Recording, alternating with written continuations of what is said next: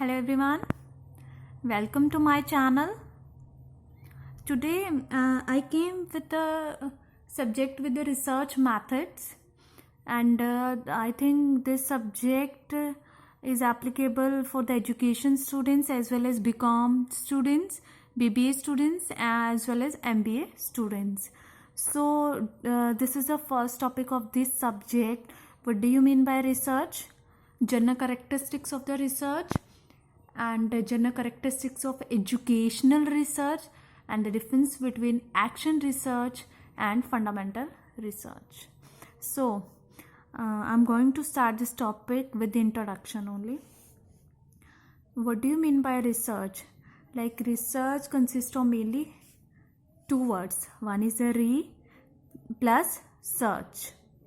Re means again and again. Search means to find out something. Mainly research, why we are doing research? Like to find the answers of certain questions who have not been answered so far, or you can say the answers depends upon the human efforts. See, with the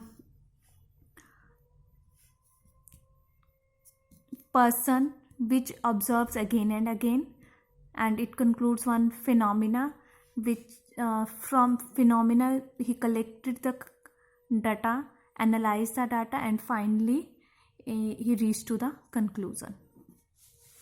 Research is a process in which person observes the phenomena again and again, collects the data. On the basis of the collecting data, he draws the conclusion. And according to the Rusk is a scientist who has given the definition of the research: an attitude of inquiry. Research is a point of view, an attitude of inquiry, or a frame of mind. He asks questions which have not been asked, and it seeks to answer by following a fairly definite procedure. It is not a mere but rather an attempt to elicit facts and to face them once they have assembled. So this was the definition of the research. Now the general characteristics of the research. First characteristics, mainly it gathers a new information, or you can say data, from the primary sources, or primary sources like first-hand sources. Second is it places emphasis on the discovery of the general principles, and it is an enact systematic and accurate investigation. It uses certain valid data gathering devices, logical objective process, and the researcher resists the temptation to seek only the data that supports a hypothesis, and the researcher eliminates personal feelings and preferences or basis in endeavors to organize data in quantitative terms. Research is patient and unhurried activity. Research is carefully recorded in a reported document.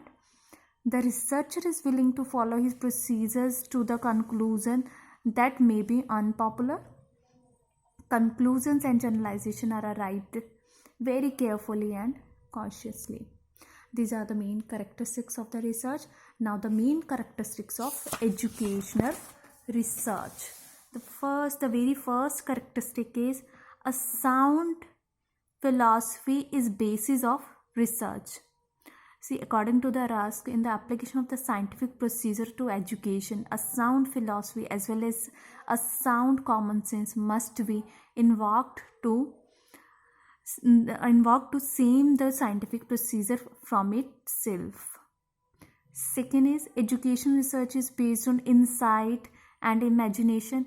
It totally depends on their imagination. It must never fail to realize that in addition to its practice and skilled investigators. Third is education research requires an interdisciplinary approach.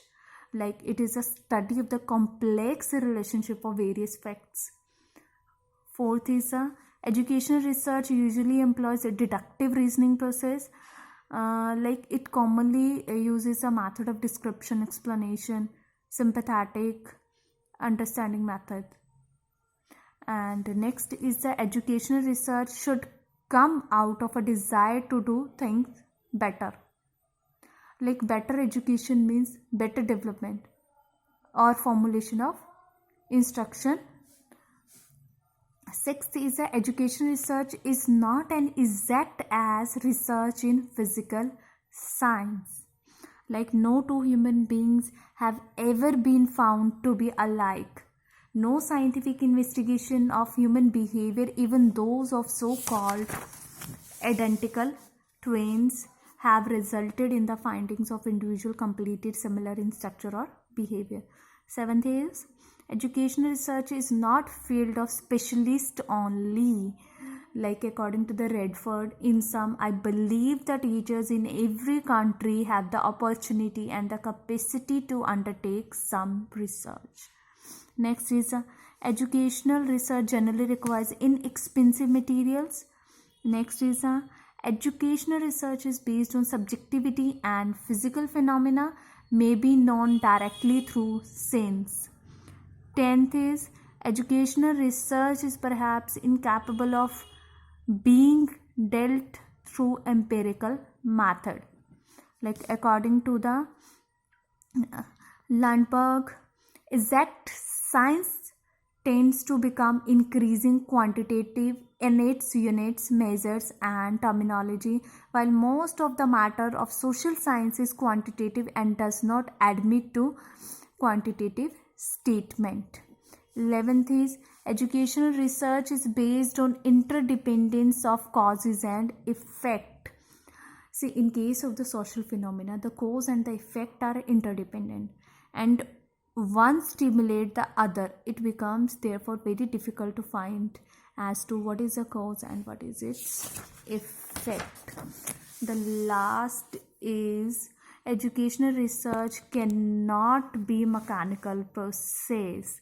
According to the Simons, like research is not something that can be ground out by a machine. Educational research can never be made a mechanical process. That's all about the characteristics of the educational research. Now the difference between fundamental research as well as action research. See, first point is a purpose. In action research, the improvement in schools and classroom teaching process. And according to the fundamental research, contributes of new knowledge in the forms of new theory, facts and truth. Investigator, the person in job like teacher, principal, inspector and administrator. Here, the investigator should have postgraduate degree in a subject. Problem, the form of a problem is very narrow. It is a local problem and practical. Here is the problem is broad and related to the broad field of education. Hypothesis, it is formulated on the basis of causes of effect and it is formulated on the basis of some rationality. Now the fifth point is design. In case of action research, it is flexible. It can be changed to the convenience of the worker. In fundamental research, it is rigid and cannot be changed. Sampling, there is no problem in sampling. No parametric techniques are used in case of action research. Major problem of sampling, probability sampling techniques are employed. In action research, data collection, observation and teacher-made tests are used for collecting data. Here is standardized tests are used. Analysis of data by using statistical techniques to draw some result like mean, mode, median, etc. Here is parametric statistical techniques are used. Like conclusions in the form of remedial measures for improving current practices. Here conclusion in the form of generalization. Evaluations by the investigator himself. Here a panel of examiner is appointed for examining the report. Finances by the school or investigator himself. Here UGC is awarding GRF and SRF and NCRT is also financing the research project. Now next is our training. The teachers are trained in B.ED programs for the knowledge and skill of action research concept.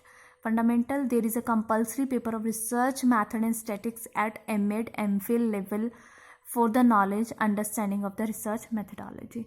Scope is very narrow in case of the action research, and in case of the fundamental research it is very broad. Action research examples are the problems of assignments, spellings, pronunciation, and poor attendance. The enrollment of the schools are rapidly decreasing. Here in case of the fundamental research, teaching skills of different subject, behavior patterns, difference between trained and untrained teachers' performance. Importance for solving the local problems of school and classroom teaching.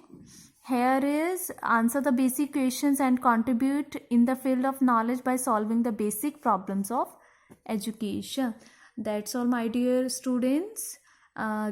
Difference between the action and the fundamental research. Don't forget to subscribe my channel for more videos. Kindly like and share my videos as well as. Thank you.